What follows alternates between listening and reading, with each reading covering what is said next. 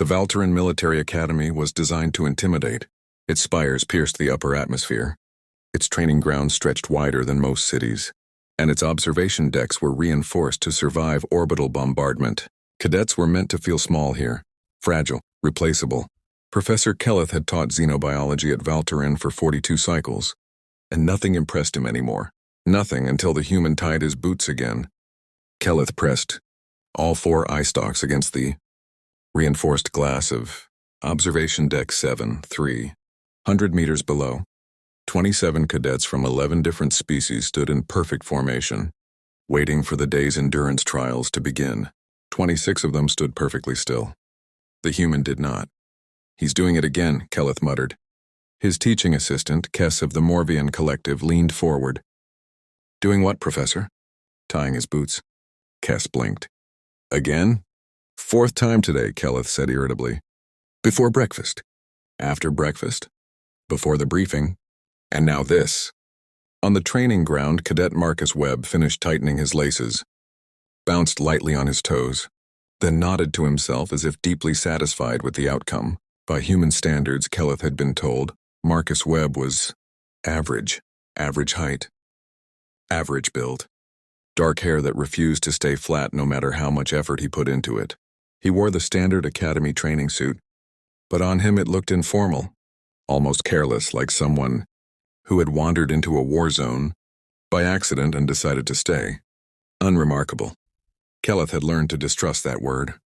Commander Vrock stepped forward, his armored crest flaring crimson as his voice boomed across the grounds. "Today you will face the gauntlet of endurance." Several cadets shifted nervously. The gauntlet was legendary, a carefully engineered sequence of stressors designed to push each species to the absolute limit of what they could endure, without permanent damage, heat, cold, electrical stimulation, gravitational pressure, psychological isolation. Medical teams waited on standby. They always did. "You will proceed one at a time," Vrock continued. "Each phase will be calibrated to 87% of your species' documented pain threshold. This ensures maximum training value without lasting harm." A hand went up. Kelleth stiffened. Humans raised hands far too often. "Yes," Vrock said slowly. "Cadet Webb." Marcus lowered his hand slightly. "Quick question, sir." That alone was unusual. No one interrupted a gauntlet briefing. "When you say 87%, Marcus continued casually, whose numbers are we using?" Vrock's crest flickered. "The standard Galactic medical database." Right, Marcus nodded. "Because humans are kinda terrible at agreeing on pain." Silence. "We have charts," Marcus went on. "Faces, numbers, scales. I never know if I'm a crying face or a this is annoying face. Just wanted to check." A few cadets snorted. Vrock's crest flattened. "The database is accurate, Cadet Webb." "Cool," Marcus said cheerfully. "Just checking." Kelleth felt a faint unease coil in his abdomen. The first cadet, a Thraxian warrior named Bolox, entered the heat chamber. Thraxians were famous for stoicism. At 87%, Bolox emerged breathing hard but intact. Acceptable. One by one, the cadets completed the gauntlet. Some struggled. Some barely passed. All suffered. Then Marcus Webb stepped forward, hands in his pockets. Actually in his pockets. "Cadet Webb," Vrock snapped. "Hands out of pockets." "Oh, sorry," Marcus complied, shaking them out like someone preparing for mild inconvenience. He entered the heat chamber. Temperature rose. 48. Marcus looked around with mild curiosity. "Secondly, he should be in significant distress," Kess said quietly. Marcus scratched his nose. "At any Garth," he hummed. He rolled his shoulders. "Wonterworrying sound, exactly 87% of documented human tolerance." The doors opened. Marcus walked out, hair frizzed, face slightly flushed. "That was it?" he asked. "I thought it'd get worse." Silence spread like a physical thing. Next came cold immersion. Most cadets emerged shivering in near collapse. Marcus stepped out blue-lipped, grinning. That was refreshing. Electrical stimulation followed. Marcus laughed. Pressure testing. Marcus did push-ups. Then sensory deprivation. 32 minutes later, Marcus woke up. "Oh, sorry," he said. "Did I fall asleep?" Kelleth's eye stalks trembled. "Category 4, he whispered. According to the database, humans were moderate.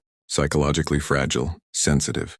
Marcus Webb had just endured a Category 9 gauntlet without realizing it was supposed to hurt. Kelleth turned slowly toward Kess. We need to revise the database. Kess swallowed. Professor? I think it was never right to begin with.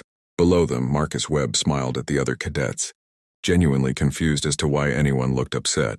And for the first time in his career, Professor Kelleth felt afraid of being wrong. Professor Kelleth had not slept. This was unusual, because his species technically did not require sleep in the human sense. He entered a low metabolic rest cycle every 14 hours, efficient and reliable. Last night, that cycle had failed. Every time he closed his primary eye membranes, he saw the human smiling in the heat chamber, at a temperature that should have cooked internal organs. The Academy's medical database glowed on his terminal, thousands of pages of carefully curated xenobiological data. Kelleth trusted databases. Databases did not lie. Databases were not confused. Humans, however, apparently were. This cannot be correct, Kelleth muttered for the 9th time. Across the research wing, Kess typed rapidly, her fingers a blur against the datapad. Which entry, Professor? All of them. He highlighted a section with an irritated flick of a claw. Human pain response moderate tolerance, comparable to mid-range sapient species. Elevated distress markers observed under prolonged discomfort. I watched Cadet Webb get electrocuted and laugh, Kelleth said flatly. Explain that. Kess hesitated. Some species vocalize during stress. He asked about the voltage. Silence. Kess pulled up another file. Perhaps the gauntlet malfunctioned? Kelleth activated the calibration logs. Every system was within margin. Perfectly tuned.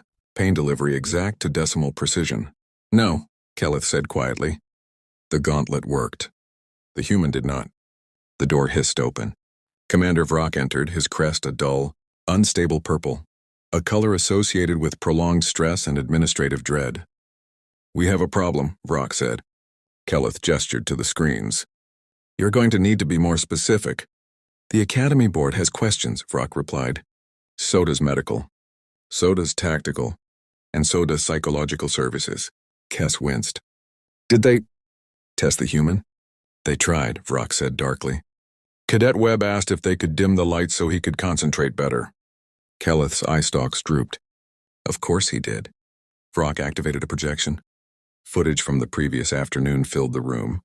Marcus Webb walking through zero-gravity orientation. Most species vomited within 30 seconds. Marcus floated calmly, adjusting his posture, tapping a wall to reorient. This was his first session, Vrock said. Marcus rotated, smiled, and pushed off, launching himself with alarming precision toward a moving target. He adapted faster than instructors, Kess whispered. Humans evolved on a high-gravity death world, Kelleth said slowly. Unstable terrain, predators, environmental extremes. That explains adaptation, Vrock snapped. Not enjoyment. The footage advanced. Marcus collided with a padded barrier at speed. Rebounded, laughed, and said something off audio. What did he say there? Kelleth asked. Vrock checked the transcript. Oof. Okay, that one I'll feel tomorrow. Kess stared. Tomorrow? He anticipated delayed pain, Kelleth said softly, and accepted it.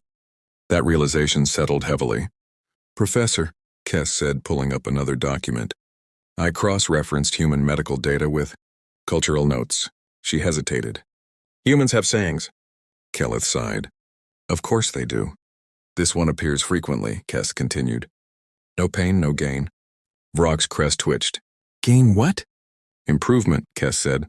Strength, skill, endurance. Kelleth slowly leaned back. You are telling me humans associate pain with progress? Yes. That is backwards. Yes. Another file appeared. Humans also voluntarily engage in activities designed to cause pain, Kess added. Name one. Distance running.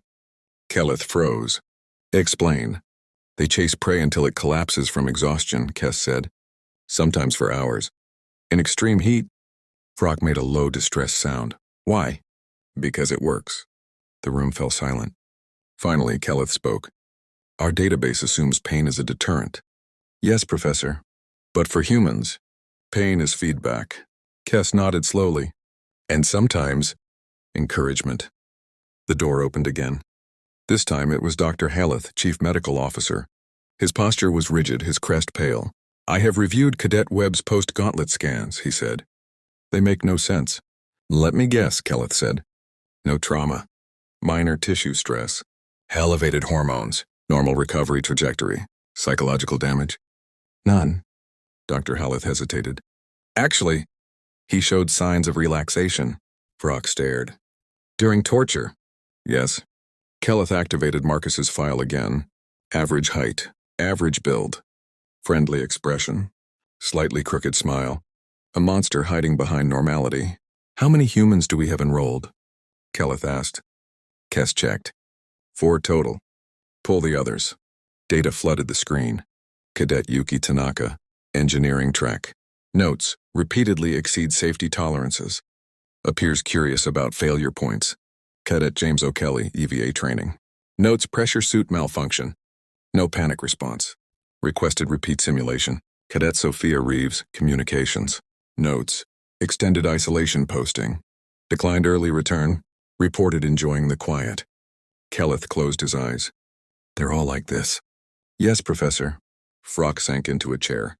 "Why didn't we notice?" "Because the database told us not to," Kelleth said. "And because humans never complain." Kess looked up sharply. "That is true. Marcus Webb never once reported excessive discomfort." "Why would he?" Kelleth replied bitterly. "To him, discomfort is normal." Dr. Halleth swallowed. "We have been calibrating training to 87% of human pain tolerance." "Yes. What if that number is wrong?" The question echoed. Kelleth opened a new file. Human data source. Initial medical surveys conducted during first contact period. Voluntary participation. Kess's eyes widened. "Professor, humans volunteer for painful experiments." "For compensation," Kelleth said slowly. "And those who volunteer for pain tolerate pain better." The realization struck like a meteor. "Our entire human database," Vrock whispered, "is based on outliers." "Yes." "Exceptional ones." "Yes." Kelleth stood. "We have been training humans as if they were fragile. And instead," Kess said quietly, "we have been strengthening them." Silence fell again. From outside, laughter echoed faintly. Marcus Webb's voice. Kelleth felt a chill he did not biologically possess. "Commander," he said, "do not increase difficulty." "Why not?" "Because I am no longer certain where their limits are." Brock exhaled slowly. "Professor, what are humans?" Kelleth looked at the smiling face on the screen. "An evolutionary accident," he said. "One that learned to turn suffering into fuel." "And if they ever stop being kind?" Vrock asked. Kelleth did not answer. Because for the first time, the galaxy's most terrifying question had no data entry.